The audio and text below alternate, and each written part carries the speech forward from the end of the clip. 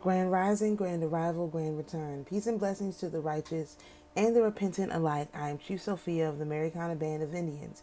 And this is our video about the Temple of Aquarius, which is ruled by Hera. Did I forget my notes? Hera is the queen of the gods. This is very interesting to me because, let me get my notes. Everybody is talking about the age of Aquarius, and they know the age of Aquarius is ruled by a woman. And not just any woman either. Hera is the queen of the gods. She is the mother of gods. And so why these people are trying to run head first into the age of Aquarius when they have so many issues with women is a little bit beyond my pay grade, I do believe. So I'm not going to try to figure out what it is they're thinking about, because honestly I don't know. In the Greek zodiac, wait a minute. Oh, I already did Capricorn. Okay. All right, just trying to get it all together here. I forgot I didn't have this. In the Greek pantheon, it's Hera. In the Roman pantheon, it's Juno. And in the Hindu pantheon, we're talking about Indrani. And this is the queen of the gods, the protector of marriage. And you really don't see Hera. Who you normally see is Iris, which is her messenger goddess. Iris, as in the iris of your eye, right? That's her messenger, the eyes, the eye gates. And so this is why the propaganda is on 10,000. They want you to just believe what you see with your eyes. And in fact, most of that stuff is just not true, right? So we're going to do the same as we have with the other ones. We're going to read the introduction, get into some mythology. If she has something in here about the Trojan War, we'll read this. So if you are an Aquarius person, please go to the Wikipedia, read the article on Hera, because this is your lady. And you need to know as much as you can about her, because 100 times out of 100, she is in your life. All right. So Hera is the queen of the gods, the goddess of marriage, women, marital harmony, and the protector of women during childbirth. Okay. Her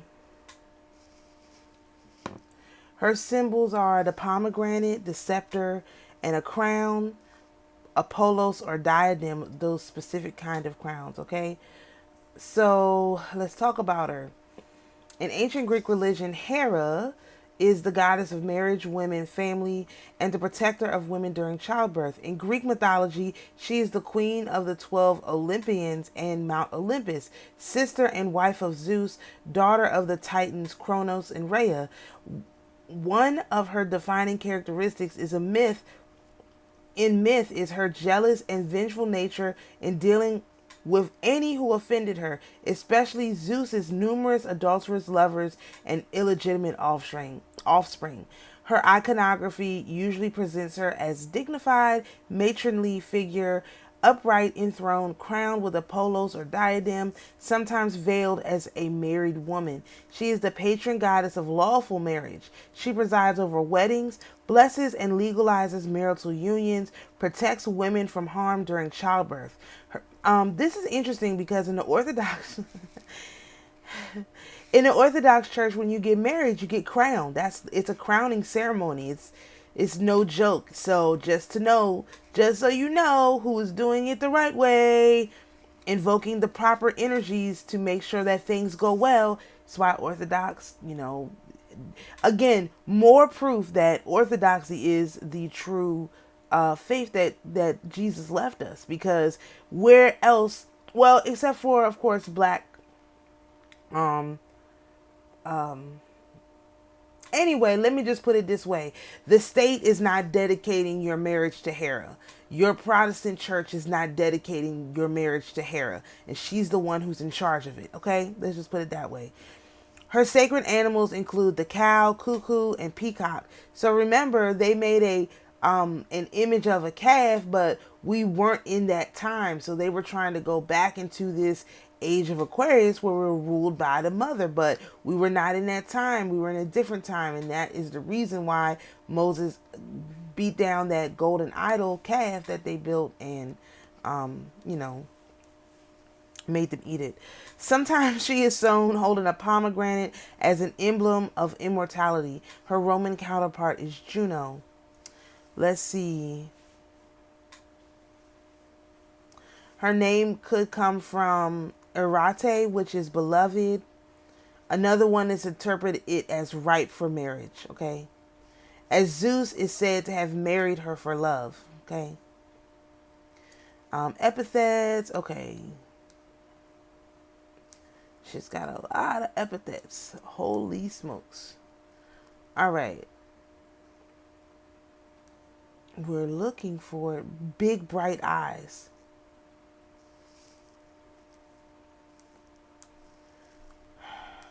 I'm trying to see. Emblems, temples, mythology. Here we go. Hera is the daughter of the Titans, Kronos and Rhea, the sibling of Hestia, Demeter, Hades, Poseidon, and Zeus. Kronos was fated to be overthrown by one of his children. To prevent this, he swallowed all of his newborn children whole until Rhea tricked him into swallowing a stone instead of her youngest child, Zeus. Zeus grew up in secret and then tricked his father into regurgitating his siblings, including Hera. Zeus then led the revolt against the Titans, banished them, and divided the dominion of the world with his brothers Poseidon and Hades. Okay, so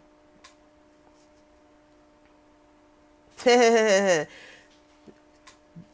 was researching this earlier. Before, they didn't say who the other one was. Now they're saying Zeus, Poseidon, and Hades. Who do you think Zeus is? Who do you think Poseidon is? Who do you think Hades is? Hades is Ham. Zeus could be Japheth. I think, I don't know. Zeus could be Japheth. Poseidon could be Japheth. But one of these is Shem. Either Zeus is Shem or Poseidon is Shem. I would say Zeus is Shem. Only because they both have the same number of letters. And Japheth is longer, and so is Poseidon. So that's my guess, but I need to add that to my notes. That's crazy. Other traditions, however, appear to give Hera different upbringings.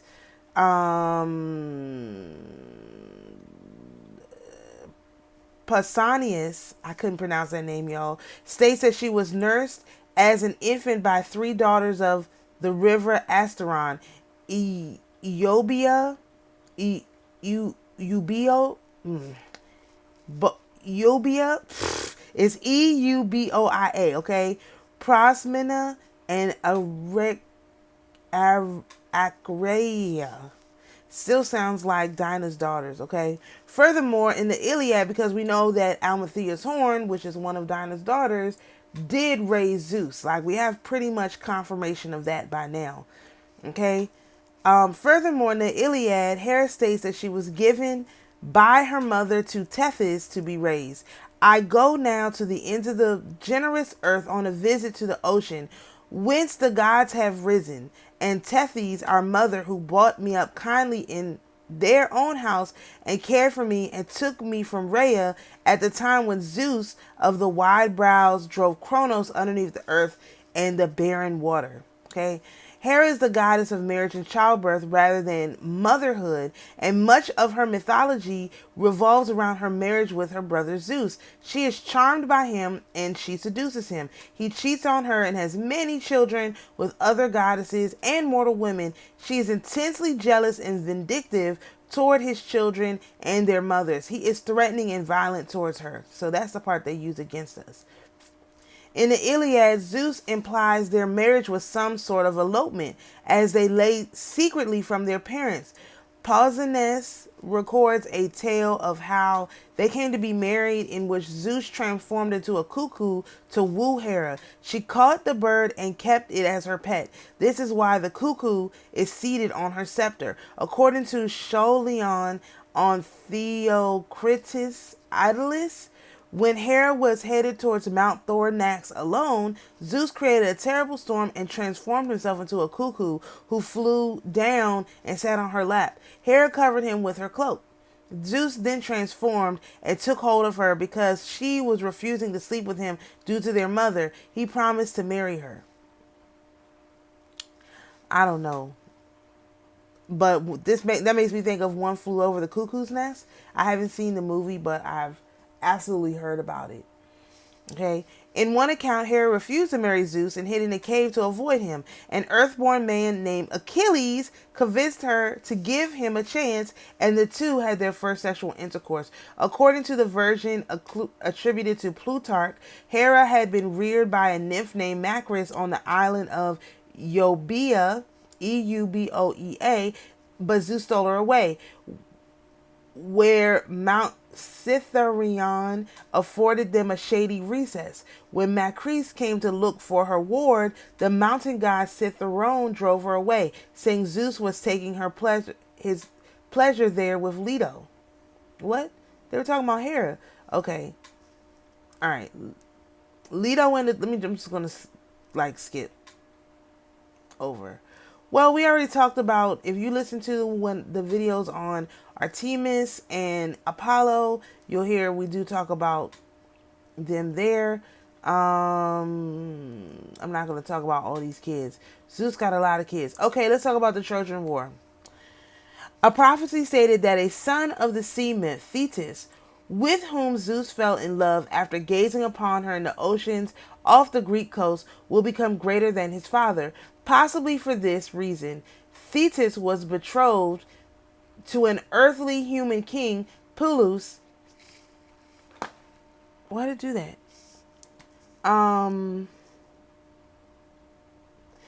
Peleus, son of Aeacus, either upon Zeus's orders or because she wished to please Hera, who had raised her. All the gods and goddesses, as well as various mortals, were invited to the marriage of Peleus and Thetis, the eventual parents of Achilles, and brought many gifts. Only Eris, goddess of discord, was not invited and was stopped at the door by Hermes on Zeus's order. She was annoyed at this, so she threw from the door a gift of her own, a golden apple inscribed with the word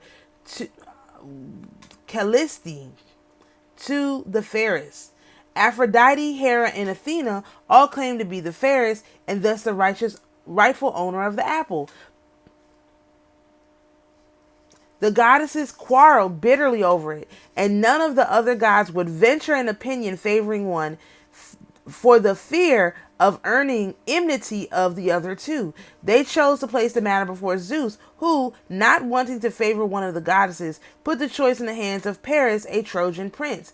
After bathing in the spring of Mount Ida, where Troy was situated, they appeared before Paris to have him choose. Meanwhile, we talked about this. They was butt ass naked. Anyway, Hermes walked them over there because of something Paris had done in the past, right? We remember that story. So, all right.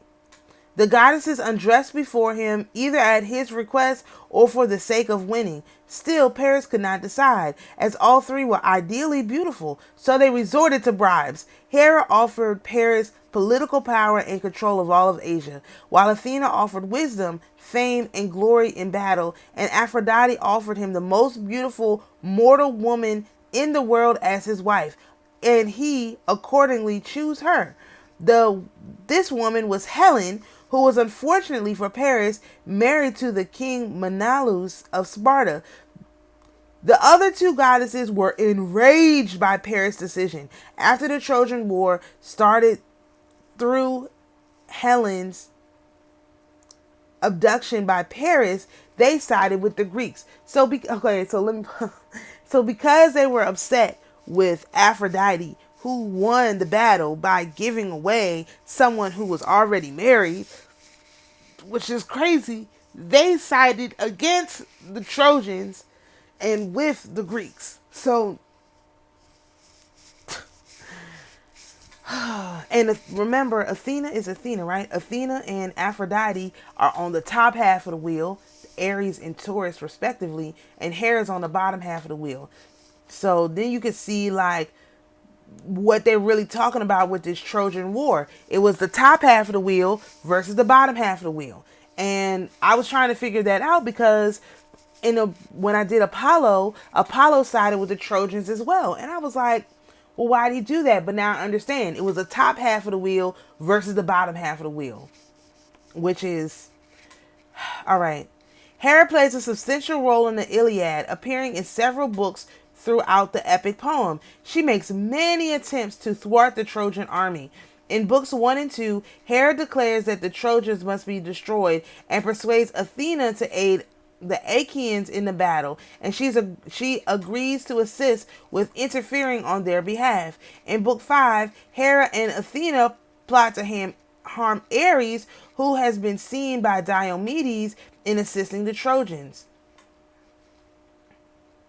Diomedes calls for his soldiers to fall back slowly. Hera saw Ares interface and asked Zeus for permission to drive Ares away from the battlefield. Hera encouraged Diomedes to attack Ares, and he threw his spear at the god. Athena drove the spear into Ares' body, and he bellowed in pain and fled to Mount Olympus, forcing the Trojans to fall back. In book 8, Hera tries to persuade Poseidon to disobey Zeus and help with the Achaean army. He refuses, saying he doesn't want to go against Zeus. Determined to intervene in the war, Hera and Athena head to the battlefield. However, seeing the two flee, Zeus sent Iris to intercept them and make them return to Mount Olympus or face grave consequences. And Iris is basically like Hera's own personal Hermes. Like, that is her personal messenger. FYI, okay? In book 14, Hera devises a plan to deceive Zeus. Zeus set a decree that the gods were not allowed to interfere in the mortal war. Hera's on the side of the Achaeans, so she plans a deception of Zeus where she seduces him with help from Aphrodite and tricks him into a deep sleep with the help of Hypnos so that the gods could interfere without the fear of Zeus. She is okay,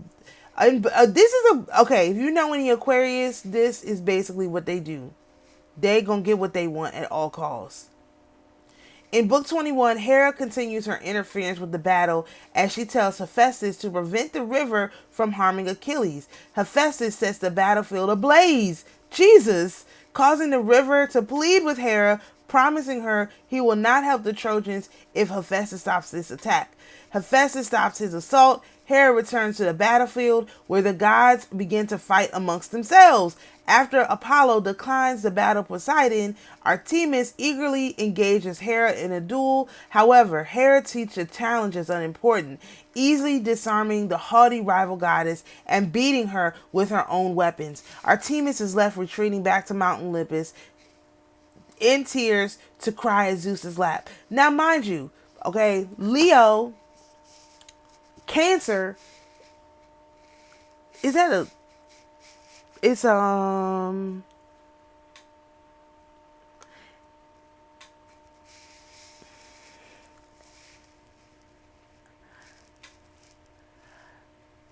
is that 30, 60, 90, 120, 1, 2, 3, 4. It's about 120, 3, 6, 9, 12. Yeah, it's 100. Cancer is 120 degrees from Aquarius. I'm pretty sure that's one of the non-favorable positions. So you can see that. You can see that in the story.